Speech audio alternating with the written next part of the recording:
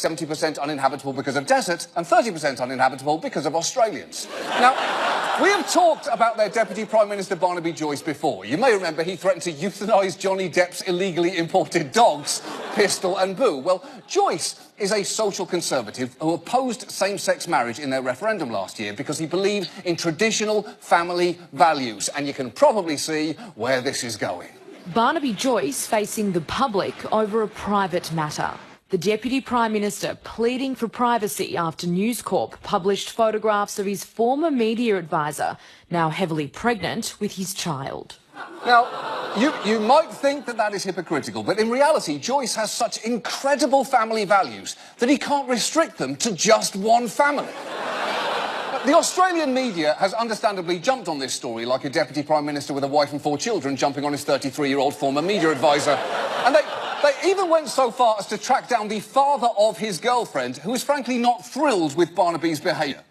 The man who could be his future father-in-law says he wants the Deputy Prime Minister roasting on a spit. Peter Campion is bristling with anger. I think a Deputy PM on a spit would be, quite a sight.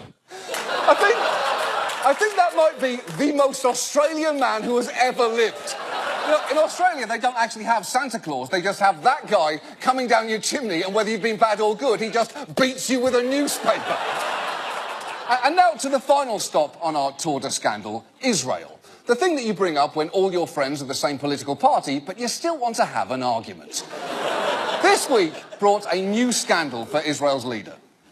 Israeli police are recommending that Prime Minister Benjamin Netanyahu be indicted on 2 corruption cases. They include claims that Netanyahu accepted money from a Hollywood producer and that he offered preferential treatment to a newspaper publisher in exchange for positive coverage. Oh, that is just the beginning. They also charge that he accepted lavish gifts from wealthy friends, including nearly $300,000 worth of cigars and champagne. And while he denies these charges, Netanyahu and his wife do have famously extravagant tastes. She has been dubbed Israel's Marie Antoinette, which is both a harsh criticism and an objectively chic bat mitzvah theme. But the details of their spending are striking. Over the years, they've been accused of spending $1,700 of taxpayer money on scented candles, $2,700 just on high-end ice cream, and in 2013, Netanyahu spent $127,000 installing a double bed on a plane that he chartered to attend Margaret Thatcher's funeral. That's only a 5-hour flight from Israel, although, you know, I do kind of get it. I mean, you go to Margaret Thatcher's funeral, afterwards you're going to be all worked up and ready to fuck. And frankly, the Netanyahu's efforts to spin their use of public funds in the past have been absolutely ridiculous. A few years ago, they even tried to preempt criticism by giving a reality host a tour of the official residence to show the nation what a pile of shit it actually is. And the whole thing is in pretty bad taste, although there is one moment that really elevates it. See if you can spot it.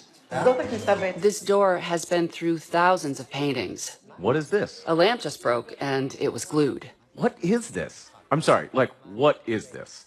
Wow, I'm in shock that this is your kitchen.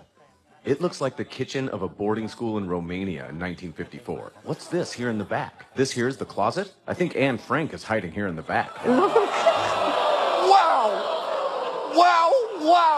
Wow! So, apparently, at no point in the editing process for that did anyone, either in the Prime Minister's office or elsewhere, say, that all looks great, maybe lose the Anne Frank joke.